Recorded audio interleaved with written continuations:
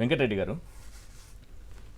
IPS ఏంటి question కూడా మీరు చాలా ఆవేశంగా ఉన్నారు, ఏదో చెప్పాలని చెప్పండి. పర్లే అడగండి. మీరేం చెప్పాలనుకున్నారు చెప్పండి. ఇప్పుడు తెలిసిన స్టోరీయే కదా సార్, ఎందుకంటే పురంధేశ్వర్ గారు ఏం చేస్తున్నారు, అధ్యక్షురాలుగా వచ్చినప్పటి నుంచి ఎవరి కోసం పనిచేస్తున్నారు, అసలు అధ్యక్షురాలు అవ్వటం కోసం ఎందుకు అయ్యారు అనేది అందరికి తెలిసిన విషయం కాబట్టి దాని నుంచి బిగిన్ చేద్దాం అనుకునే లోపు మీరు ఏదో క్వశ్చన్ అడుగుతున్నారు. ఇప్పుడు ఐపీఎస్లు పలానా వాళ్ళు వీళ్ళందరూ 22 మంది ఉన్నారు, వీళ్ళంతా అవినీతి పరులు అంటే ఆమె రాసినటువంటి అంశాల్లో ఒక్కొక్కరి మీద ఎటువంటి అవినీతి మరకలు ఉన్నాయనేది ఆమె రాసుకుంటూ వచ్చారు. నిజంగా ఉందా లేదనేది కూడా మనం చర్చిద్దాము. పాయింట్ అది కాదు. 0.8% ఓట్ షేర్ లేని ఒక పార్టీ 22 మంది ఐపీఎస్లను మారిస్తే గానీ ఈ రాష్ట్రంలో ఎన్నికలు సజావుగా జరగవని రాయడం చూస్తుంటే దీని వెనుక చంద్రబాబు ఉన్నారు, మరిది గారు ఉన్నారు, వదిన గారితో ఈ పని చేయించారని క్లియర్గా అర్థమవుతుంది అందరికీ. 100% సార్. ముందుగా మీకు ప్యానెల్లో ఉన్న అందరికీ అట్లానే సాక్షి టీవీ ప్రేక్షకులందరూ నమస్కారం. ఈశ్వర్ గారు, ఇప్పుడు IAS IPS అధికారులు అవినీతికి పాల్పడ్డారు అని రాసినప్పుడు ఆమె కంప్లైంట్ ఇవ్వాల్సింది ఎవరికి? ఆధారాలుంటే కేంద్ర ప్రభుత్వానికి కంప్లైంట్ చేయాలి. ఎన్నికల సంఘానికి వాళ్ళు అవినీతికి పాల్పడ్డారని కంప్లైంట్ చేయటం ఏంటి? ఇది ఒక పాయింట్. 2, వాళ్ళ ఓటింగ్ పర్సంటేజ్ 0.8% గడిచిన ఎన్నికల్లో. ఇప్పుడు IAS IPS అధికారులు ఉండి ఆ 0.8 నుంచి ఏమైనా 0.7 కను 0.5కి ఏమైనా దించుతారా? 14 ఓట్లు పడకుండా ఈ IAS అన్న IPS అధికారులు కలిసి ఏదైతే బీజేపీకి వచ్చినటువంటి 0.8%ని ఇంకేమైనా తగ్గిస్తారా? వాళ్ళు అధికారులుగా అక్కడ ఉంటే, అంటే ఎస్పీలు గానో లేదంటే కలెక్టర్లు గానో అక్కడ ఉంటే ఏమైనా తగ్గిస్తారా? 3వ పాయింట్ వచ్చేటప్పటికి రేపొద్దున ఇంకో లేఖ కూడా రాస్తుందేమో. ఈ 3 నెలలు మా మరిది చంద్రబాబు నాయుడు గారిని ముఖ్యమంత్రిగా ఉంచండి సార్, జగన్మోహన్ రెడ్డి గారిని తప్పించి అప్పుడు కానీ మేము ఎలక్షన్ చేసుకోలేము అని చెప్పి మళ్ళీ కేంద్ర ఎన్నికల కమిషన్కి ఏమైనా లేఖ రాస్తుందేమో. ఎందుకంటే ఎన్నిసార్లు మీడియా వాళ్ళు అడిగినా పొత్తుల గురించి అడిగారు చాలాసార్లు.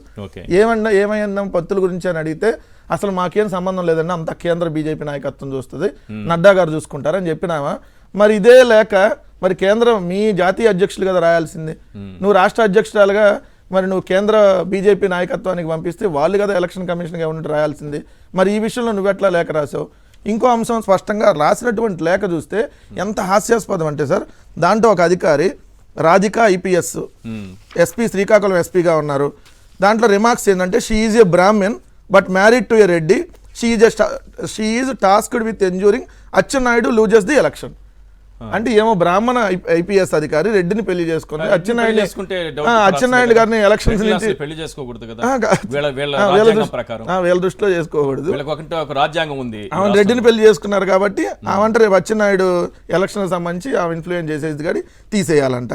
అట్లానే ఇంకో చోట చిత్తూరు ఎస్పీ గురించి రాసి కుప్పంలో చంద్రబాబు నాయుడు గారిని ఓడగొడతానికి సహకరిస్తారంట, అందుకని తీసేయాలంట. సో ఈమె రాసినవన్నీ చంద్రబాబు నాయుడు గారి కోసమే, తెలుగుదేశం పార్టీ కోసమే క్లియర్గా రాసింది. అంటే ఎక్కడన్నా ఇదిగో మా బీజేపీకి సంబంధించినటువంటి నా నాయకుల్ని ఇదిగో పలానా IAS అధికారు లేదంటే పలానా IPS అధికారి వల్ల ఇదిగోండి మా భారతీయ జనతా పార్టీ నాయకులను టార్గెట్ చేశారని ఎక్కడా రాయాల. ఎందుకంటే అసలు పార్టీ లేదు కదా, ఉన్న క్యాండిడేట్లు అందరూ తెలుగుదేశం నుంచి వచ్చిన వాళ్ళే కాబట్టి క్లియర్గా ఆమె రాసిన దాంట్లోనే తెలుగుదేశం పార్టీకి సంబంధించి ఇబ్బందులు ఎదురవుతాయి, సో తెలుగుదేశం పార్టీ వాళ్ళని ఇబ్బందులకు గురి చేస్తారు, మీరు తీసేయండి అని చెప్పి ఆమె ఇండైరెక్ట్గా రాయించింది. ఎంతకి ఏమో చరిత్ర ఏంది అసలు? తండ్రి మీద చెప్పులు వేయించిందంటూ భాగస్వామే కదేమో, సొంత తండ్రి మీద చంద్రబాబు నాయుడు గారితో కలిసి చెప్పులు వేయించిందంటూ భాగస్వామే కదా. అప్పుడు ఆ రోజు తెలుగుదేశం పార్టీతోనే కలిసి ఉంది కదా, తర్వాత చంద్రబాబు నాయుడు గారితోనే ఏమో వెంట నడిచారు కదా. అంటే తండ్రి మీద చెప్పులు వేయించినటువంటి నీచమైనటువంటి మనస్తత్వం కలిగినటువంటి ఒక రాజకీయ పార్టీ నాయకురాలేమో ఈరోజు తన మరిది కోసం తన మరిది ఏదైతే రాజకీయాల్లో లబ్ధి చేకూరటం కోసం ఇంకో పార్టీ అధ్యక్షురాలుగా ఉండి ఆ పార్టీకి వెన్నుపోటు పడిచి వాళ్ళ ఒరిజినల్ బీజేపీ నాయకులకు కాకుండా అద్దెకి తెలుగుదేశం పార్టీ నుంచి వచ్చినటువంటి బీజేపీ నాయకులకి సీట్లు ఇప్పించినటువంటి అంశము మొన్న ఆడియో టేపుల్లో మీకు క్లియర్గా దొరికింది కదా. ఏదైతే 3 కోట్ల రూపాయలు ఇస్తే సీటు పురంధేశ్వర్ గారు పలానా వాళ్ళకి ఇస్తారని చెప్పి. సో ఇలాంటి మనస్తత్వం కలిగినటువంటి ఇప్పుడు వీళ్ళిద్దరూ కలిసి అంటే చంద్రబాబు నాయుడు ఏమో కలిసి ఇంకోటి కూడా చేసింది సార్ మొన్న ఈ మధ్య. వేరే మరిది కోసం లోకేష్ గారిని అమిత్ షా గారి దగ్గర తీసుకెళ్ళినటువంటి గట్టికురాలు కూడా వెళ్ళి అక్కడ రాజీ చేసేటటువంటి ప్రయత్నం చేసి ఏదైనా తర్వాతే బెయిల్ వచ్చిందని కూడా సహజంగా. దాంతో పాటు అసలు ఎవరు ఉండాలి ఆ స్థానంలో, ఎవరికి పోస్టింగ్ ఇవ్వాలనేది కూడా ఆమె డిసైడ్ చేస్తుంది. ఏమంటే భారతీయ జనతా పార్టీలో ఎవరికి పదవులు ఇవ్వాలని రాసినట్టుగా ఇదిగో వీళ్ళని తీసేసి వీళ్ళకి పదవులు ఇవ్వాలని రాసినట్టుగా రాసేసింది లేక. అంటే వీళ్ళకి ఇవ్వాలి అని డిసైడ్ చేయడం అంటే వీళ్ళైతే మా గెలుపుకు సహకరించరు, వీళ్ళైతే గెలుపుకు సహకరిస్తారు, మా చంద్రబాబుకు సహకరిస్తారు. ఏంటి ఆ ఉద్దేశం అర్థం కావట్లేదు. వీళ్ళైతే అవినీతి పరులు, వీళ్ళు మంచోళ్ళు గారు, మమ్మల్ని ఓడిస్తారు, ఓకే మరి నువ్వు ఇచ్చినటువంటి లిస్ట్ ఏంటి, మిమ్మల్ని గెలిపిస్తారనా? ఇప్పుడు ఎవరైనా లేఖ రాయొచ్చు, వాళ్ళ మీద మీకు ఏమైనా ఎలిగేషన్స్ వస్తే విత్ ప్రూఫ్స్ తో మీరు లేఖ రాయాలి, వితౌట్ ప్రూఫ్స్ తో మీరు లేఖ రాయడానికి లేదు. ఇది పాయింట్ నెంబర్ 1. రెండు పాయింట్ నెంబర్ వితౌట్ ఎలిగేషన్స్ తో ఎలిగేషన్ ప్రూఫ్స్ లేకుండా మీరు లేఖ రాశారు, ఇది తప్పు. రెండోది, ఈ స్థానంలో ఎవరిని నియమించాలో కూడా మీరు లేఖ రాశారు.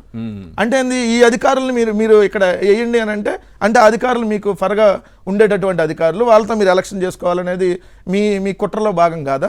మూడో అంశం వచ్చేటప్పటికి క్లియర్గా ఇవాళ ఈనాడు పత్రిక సార్ మొన్న హెడ్డింగ్ పెట్టింది సార్, ఏమని? ఈడ్చి కొట్టిన ఈసీ. ఏది? అధికారులను కొంతమంది తొలగించినాక ఈడ్చి కొట్టిన ఈసీ, జగన్ భక్త ఉన్నతాధికారులను పక్కన పెట్టినటువంటి కేంద్ర ఎన్నికల సంఘం. ఇది పెట్టిన తర్వాత ఇది పెట్టారు కదా సైట్లు, ఈడ్చి కొట్టిన ఈసీ. ఇవాళ చూడండి సార్, వీళ్ళ కొత్త ఎస్పీలు సగానికి పైగా వైకాపా విధేయులే. ఏది? మళ్ళీ కొత్తగా ఆ ప్లేస్లో ఎవరినైతే నియమించిన తర్వాత వీళ్ళ కొత్త ఎస్పీలు. ఇది ఉండి వీళ్ళ కొత్త